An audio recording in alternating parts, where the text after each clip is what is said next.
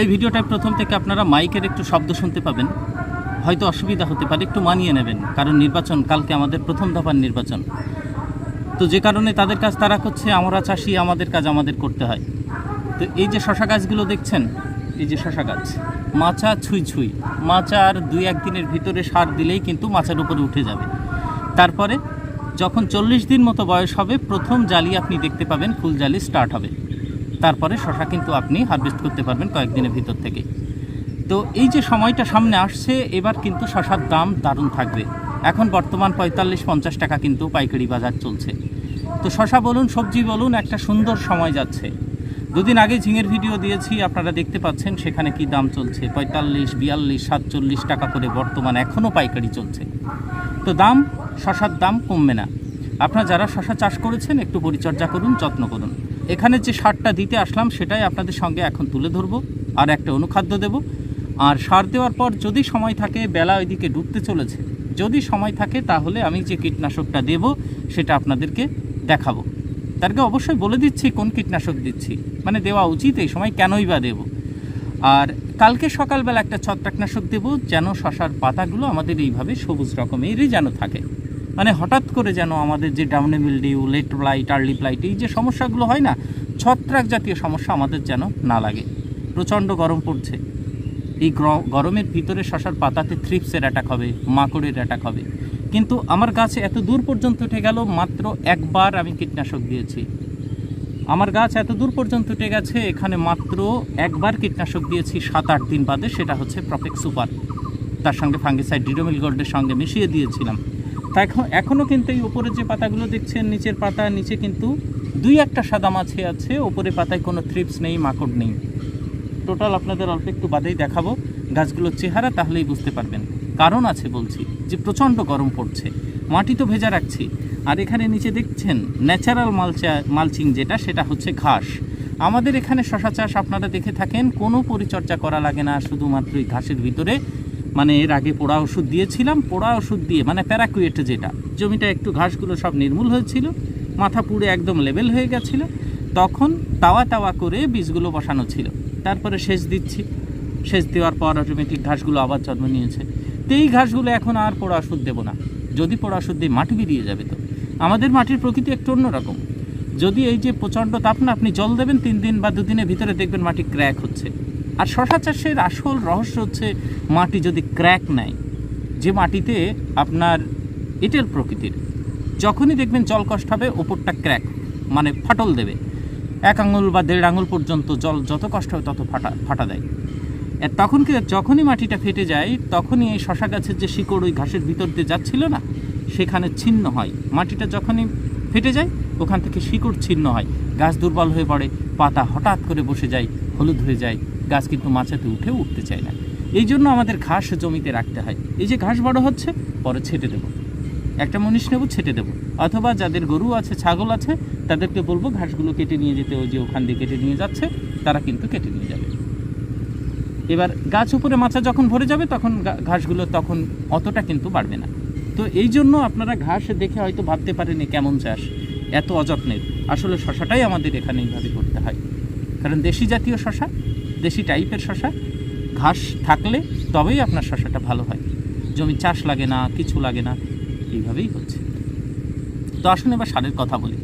তো সার প্রথমে বলি, এই যে মাচা ধরবে গাছগুলো, যখন আমি মানে বসানো ছিল তাওয়া করে, মাটিটা খুঁড়ে গুঁড়ো করে, তখন মোটামুটি 30 গ্রাম করে সুফল আটা দেওয়া ছিল। 15% ফসফরাস, 15% নাইট্রোজেন, আর 15% হচ্ছে আপনার পটাশ। এই 3টের মিশ্রণের যে সার হয়, সুফলা বলি আমরা, সেটা মাটির সঙ্গে দিয়ে তাওয়া করে, মাটি গুঁড়ো করে, তারপরে বীজটা দিয়ে চাপা দিয়েছিলাম। সেই সারটা নিয়ে এতদূর পর্যন্ত উঠে গেছে। এইবার এখন আমাদের সারগুলো ছিটিয়ে দিতে হবে। যে সারটা দিতে হবে সেটাও এইবারও আমি 2টো সারের মিশ্রণ করছি। দানাটা দেখালে আপনি বুঝতে পারবেন। এই যে দানা, এটা হচ্ছে 14-35-14, আর এই যে কালোগুলো আছে, এখনও 10-26 দেওয়ার সময় আসেনি।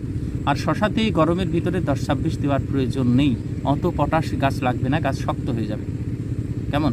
তাহলে 14-35-14 একটা জোরালো সার, 14% নাইট্রোজেন, 35% ফসফরাস, 14% পটাশ। আর এটা হচ্ছে আপনার 20-20-0-13, 20% নাইট্রোজেন, 20% ফসফরাস, 0% হচ্ছে আপনার পটাশ, 13% হচ্ছে সালফার।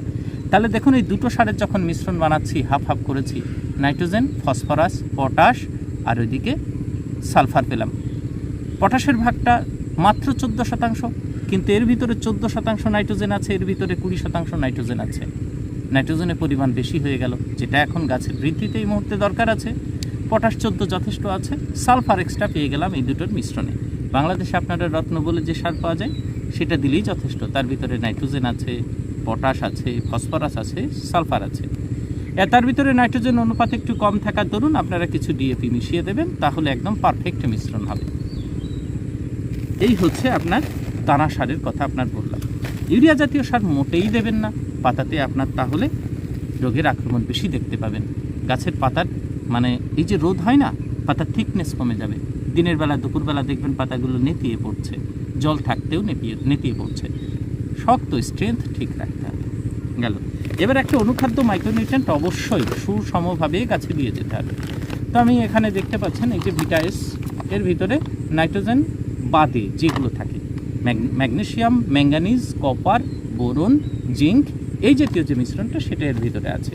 এটাই এর সঙ্গে মিশিয়ে দেবো, এই সারগুলোর সঙ্গে মিশিয়ে দেবো। একদম বাস্ট যে দেখতে পাচ্ছেন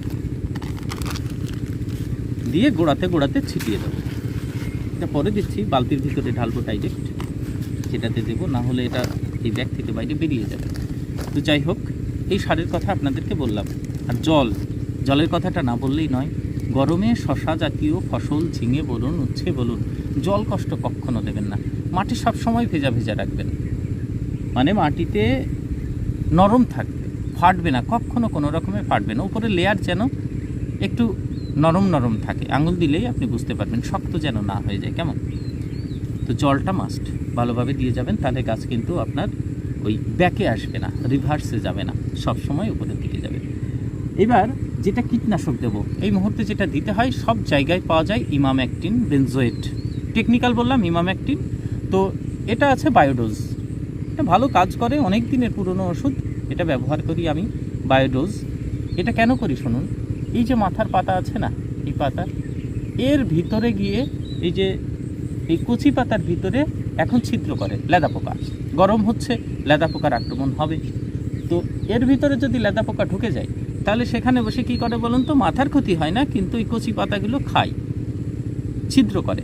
পাতাটা যখন ছাড়ে বড় হয়, ওই পাতাগুলো তখন এইরকম থাকে না, পাতাগুলো সব ছিদ্র হয়ে যায়, দেখতে বাজে লাগে। তো এই জন্য আমাদের ইমামেকটিন বেনজোয়েট এই মুহূর্তে আমরা একটা দিয়ে দেবো। তাহলে এটা কিসের ওষুধ হলো বলুন তো?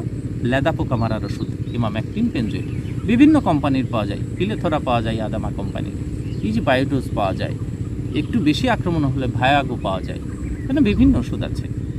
এবার এর সঙ্গে একটা থ্রিপস, যারা মাটিতে, এই যে আপনাদের বিভিন্ন অঞ্চল, আমাদের পশ্চিমবঙ্গে ধরুন মেদিনীপুর, বাঁকুড়া, যে অঞ্চলে, মুর্শিদাবাদ, যে অঞ্চলে এই রকম মাটি নয়, মাটিটা এঁটেল প্রকৃতির নয়, বালির ভাগ বেশি, সেখানে মাটির ক্র্যাক আসে না, বেড করে করতে হয়, সেখানে ড্রেন দিয়ে জল সব সময় রাখতে হয়। সেই সমস্ত জায়গায় যেখানে ঘাস থাকে না, সেই জাতীয় জায়গায় আপনার এই পাতাতে বেশি পোকার আক্রমণ দেখা দেয়। প্রচুর পাতাতে কিন্তু সাদামাছি, থ্রিপস, মাকড়ের আক্রমণ দেখা দেয়, পাতার মাথাটা কুঁকড়ে যেতে পারে। সেই জন্য আপনারা এর সঙ্গে এই যে আদামা কোম্পানির ট্রাসিড এই মুহূর্তে সব থেকে ভালো ওষুধ, যেটা চুলচুলে পোকা, মাকড় এবং সাদামাছি নিয়ন্ত্রণ করবে। এর টেকনিক্যাল হচ্ছে ডাইফেনথিওরান 40%, আর স্পাইনোটেরাম আছে টেকনিক্যাল, এর ভিতরে আছে 5%, যেটা ডেলিগেটের ভিতরে থাকে। ডেলিগেট আর পেগাসাসের মিশ্রণ হচ্ছে এইটা, ডাইফেনথিওরান আর স্পাইনোটেরাম। তাহলে দেখুন, পেগাসাস, ডেলিগেট, ইমামেকটিন বেনজোয়েট, এই তিনটে দিন পাতা একদম সমস্ত পোকা নির্মূল হবে। এবার এই যে ডেলিগেটের কথা বলা, এই যে ট্রাসিডের কথা বলা হচ্ছে আদামা কোম্পানির, এর বদলেও আপনারা অন্য ওষুধ দিতে পারেন, সেটা হচ্ছে সিমোডিস। এই মুহূর্তে সিমোডিস কিন্তু ভালো কাজ করে। এই সিমোডিস দিলেও আপনার সমস্ত পোকা, সিমোডিস দিলে ছোটো ছোটো লেদা পোকাগুলোও কিন্তু মারা যায়, সাদামাছি মারা যাবে, চুলচুলে পোকাটা মারা যাবে, কিন্তু মাকড়টা অতটা, এটাতে যতটা যায় এটাতে কিন্তু মাকড়টা ততটা যায় না। গেল। এইবার কালকে সকালবেলা যে ছত্রাকনাশক দেব, ছত্রাকনাশক কাল সকালে, মানে এখন সন্ধ্যা হচ্ছে, এই মুহূর্তে দেব না, কালকে সকালে ছত্রাকনাশক দেব। সেই ছত্রাকনাশক একদম নতুন একটা ওষুধ, নতুন বলবো না, বেশ কিছুদিন বেরিয়েছে এবং ভালো কাজ করে লতা জাতীয় ফসলের জন্য। শশা জাতীয় ফসল, ঝিঙে, উচ্ছেদে প্রয়োগ করে দেখবেন, ভালো কাজ করে। যে সিনজেন্টা কোম্পানির স্পোরিয়াম, এর ভিতরে যে টেকনিক্যাল রয়েছে সেটা হচ্ছে আপনার অ্যাজোক্সিস্ট্রোবিন। অ্যাজোক্সিস্ট্রোবিন 14.46% আছে, 14% মতো অ্যাজোক্সিস্ট্রোবিন আছে, যেটা অ্যামিস্টারের ভিতরে থাকে বা অ্যামিস্টার টপের ভিতরে থাকে। এই অ্যাজোক্সিস্ট্রোবিন দেখুন বিভিন্ন ওষুধের ভিতরে থাকে, অ্যাজোট্রিক্সের ভিতরে থাকে, তারপরে আপনার অ্যামিস্টারের ভিতরে থাকে, অ্যামিস্টার টপের ভিতরে থাকে, কাস্টোডিয়ার ভিতরে থাকে। এই অ্যাজোক্সিস্ট্রোবিন যেটা, এইটা গাছের বৃদ্ধি দশায় দিলে সবুজ ভাব থাকে এবং একটা ব্রড স্পেকট্রাম ফাঙ্গিসাইড বিভিন্ন ধরনের আপনার ছত্রাকের আক্রমণের বিরুদ্ধে লড়তে পারে। এর সর্বাধিক প্রচলিত একটা ওষুধ, বিশ্বে সবথেকে বেশি এই অ্যাজোক্সিস্ট্রোবিন বেশি ব্যবহার করা হয় এই ফাঙ্গিসাইডটা। কিন্তু এর ভিতরে নতুন একটা টেকনিক্যাল দেওয়া আছে, সেটা হচ্ছে অ্যাজোক্সির সাথে, সেটা হচ্ছে অক্সাথায়াপিপ্রোলিন। অক্সাথায়াপিপ্রোলিন যেটা বলছি সেটা আপনার এর ভিতরে আছে 1.4%। এটা এসসি ফর্মের একটা ওষুধ, অর্থাৎ আঠার মতো। দেওয়ার আগে ঝাঁকিয়ে নেবেন, ঝাঁকিয়ে তারপরে ওষুধ দেবেন। ডোজ এর কতটুকু, এটা হচ্ছে এর ডোজ 20 গ্রাম মতো, মানে 20 ml আপনারা ব্যবহার করবেন, 15 লিটার জলে, খুব ভালো কাজ করবে। আর যদি স্পোরিয়াম আপনারা না পান তাহলে কি দেবেন, তাহলে আপনারা অ্যামিস্টার টপ এই মুহূর্তে দিয়ে দেবেন। তাও যদি না পান তাহলে কি দেবেন, সেখানে মেলোডি ডুও ব্যবহার করে রাখবেন অথবা কার্জেডেমেইট ব্যবহার করবেন। সমস্তগুলো এই যে ওষুধগুলোর কথা বললাম দেখুন, এক এক করে কার্জেডেমেইট, মেলোডি ডুও, সিনজেন্টা রিভার্স কাছে রাখবেন, স্পোরিয়াম কাছে রাখবেন। এই ওষুধগুলো কিন্তু শশার পাতার জন্য একটা বেটার ওষুধ, ঠিক আছে? পাতা হলুদ ঠেকানোর জন্য এইগুলোই ব্যবহার করা হয়। তো আমি এই মুহূর্তে স্পোরিয়াম দেবো, মেলোডি ডুও কিন্তু আমি কাছে রাখবেন, পরে মেলোডি ডুও দেবো। তো এই মুহূর্তের এই সময়ের যে পরিচর্যাগুলো, কীটনাশক বললাম, ছত্রাকনাশক বললাম এবং সারের কথা বললাম, আমি যেটা করছি সেটাই আপনাদেরকে দেখাচ্ছি। সার প্রয়োগের পর কদিনের ভিতরে আপনাদের চেহারা কেমন হয় সেটা আপনাদেরকে দেখাবো। তার আগে এখন অল্প একটু জমিতে আপনাদেরকে ঘুরে দেখাই, দেখতে থাকুন, ভালো লাগবে গাছগুলো কেমন আছে আর এত ঘাসের ভিতরে কিভাবে হয় সেটা আপনি কিন্তু দেখতে পাবেন। আপনাদের একটু গাছগুলো দেখাই, দেখুন ঘাসের ভিতরে কিভাবে উঠছে।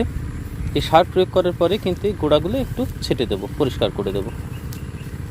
খেয়াল করে দেখুন, দেখুন গাছ, প্রত্যেকটা গাছ কিন্তু কোনো প্রকারের রোগ নেই। এই যে ওষুধটা দেবো না, এই ওষুধ দেওয়ার পর মোটামুটি আবার 8-10 দিন বাদে ওষুধ দেবো।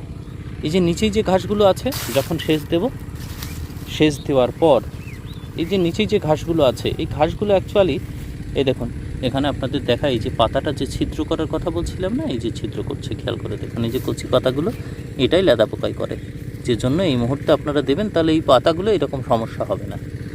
এটাই হচ্ছে প্রবলেম। আর যে কথা বলছিলাম, এই যে ঘাসের ভিতরে আপনার থ্রিপসগুলো, এই যে ঘাসের ভিতরে আপনার বিভিন্ন ধরনের উড়ন্ত পোকাগুলো আশ্রয় নেয়। ঘাসগুলো যদি না থাকতো তাহলে কিন্তু এই পাতাতে আশ্রয় নিত, তখন আমাদের ওষুধটা বেশি পরিমাণে দিতে হতো। প্রত্যেকটা গাছ আপনি ফলো করে দেখুন, গাছগুলো কিন্তু ভালো আছে। পাট কাটা যে কাঁচি থাকে না, সেই কাঁচিগুলো দিয়ে এবার ছেটে দিতে হবে, ঘাসগুলো টেনে চলে যেতে হবে, ধরতেও হবে না, যেখানে ঘাস সেখানেই পড়বে, শুধু কেটে চলে যেতে হবে। তাহলে কী হবে বলুন তো, সেটা মালচিং হিসাবে আপনার কাজ করবে। পরের ভিডিওতে দেখা হবে, ভালো থাকবেন। শশা চাষের পরবর্তী পরিচর্যা আপনাদের সঙ্গে থাকতে থাকবো। সাবস্ক্রাইব করে রাখবেন, বেল আইকনটি প্রেস করে রাখবেন। সম্পূর্ণ ভিডিও দেখলেন তার জন্য অসংখ্য ধন্যবাদ, ভালো থাকবেন।